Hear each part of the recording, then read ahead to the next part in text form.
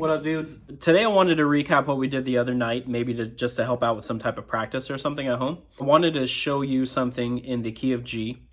So do yourself a favor and look up the notes of the fretboard, look at the 6th string specifically, and look for G.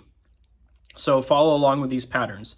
I want you to also look up a G minor pentatonic backing track, like a jam track on YouTube.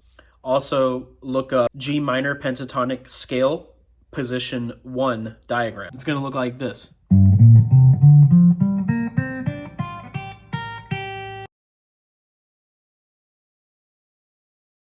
Pentatonic scale position 1, there's going to be 3 G notes, which are your root notes or your 1 notes in a G scale.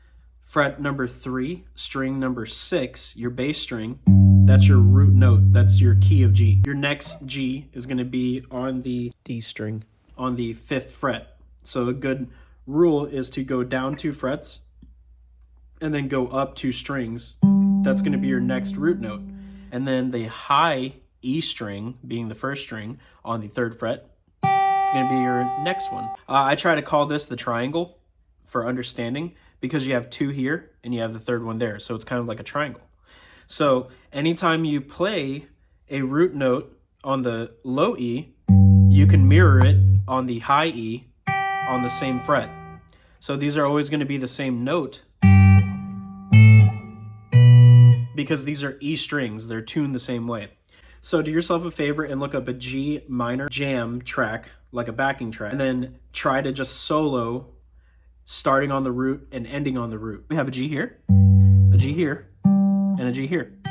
If you got a little G groove going, like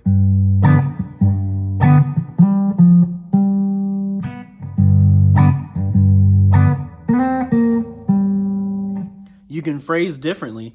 It only takes a couple of strings and a couple of frets.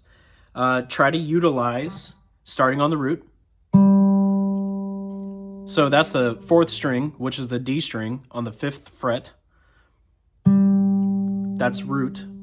And then I go back to here, to the 3rd. Then I go back to here, to the 5th. So if you do that in a groove, that's what it looks like.